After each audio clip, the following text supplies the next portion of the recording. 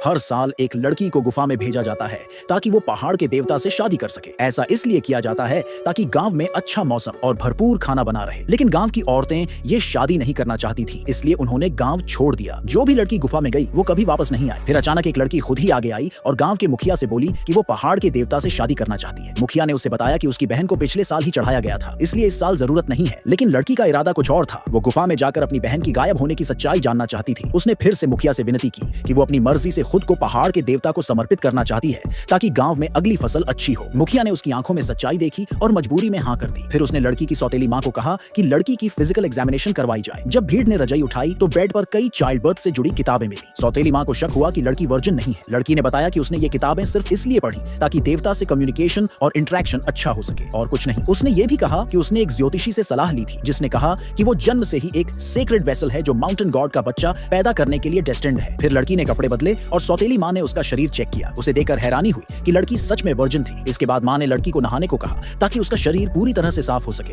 क्योंकि जो औरत माउंटेन गॉड से शादी करती है उसे एकदम प्योर होना चाहिए। फिर सौतेली मां उसे गांव के मुखिया के पास ले गई और लड़की से कहा गया कि वो एक बार फिर पब्लिक में अपने कपड़े उतारे ताकि फिर से एग्जामिनेशन किया जा सके। लड़की इतनी भीड़ देखकर शर्म से लाल हो गई, लेकिन सौतेली मां ने समझाया कि दूसरी बार जांच करना जरूरी है ताकि कोई गलती ना हो। अगर माउंटेन गॉड को पता चल गया कि जो लड़की भेजी गई है वो वर्जिन नहीं है तो गांव पर भयानक श्राप आ सकता है। ये सुनकर लड़की मजबूरी में अपने कपड़े उतार देती है। दोनों जांच पास करने के बाद लड़की सभी रिक्वायरमेंट्स में फिट बैठ गई। गांव वाले उसे तैयार करने में मदद करते हैं और फिर वो गुफा की तरफ निकल पड़ते हैं। रास्ते में चलते हुए लड़की अचानक ठोकर खा जाती है और उसके हाथ में कट लग जाता है जिससे खून बहने लगता है। ये देखकर मुखिया गुस्से में लड़की को डांटता है कि शादी के दिन खून बहना बहुत बुरा शकुन होता है। लड़की जल्दी से एक जेड पेंडेंट निकालती है और बताती है कि ये एक ताबीज है जो उसे एक ज्योतिषी ने दिया था। उस मास्टर ने पहले ही बता दिया था कि आज उसे खुशी से पहले दुख सहना पड़ेगा। इसका मतलब है कि अभी भले ही खून निकला हो, लेकिन जैसे ही वो माउंटेन गॉड से मिलेगी वो जरूर उसका बच्चा कंसीव करेगी। गांव वालों को ये बात सही लगती है। किसी ने एक लाल कपड़ा निकाला और कहा कि माउंटेन गॉड की दुल्हन को अपनी नजरें प्योर रखनी होती हैं और वो पहाड़ के स्पिरिट्स की तरफ नहीं देख सकती। जब तक वो माउंटेन गॉड से न मिले तब तक लाल कपड़ा उसकी आंखों पर रहना चाहिए। थोड़ी देर बाद सब लोग गुफा के बाहर पहुंच गए। मुखिया ने फिर लड़की की आंखों पर वो रेड क्लॉथ बांध दिया। इस वक्त मुखिया ने फिर से लड़की को समझाया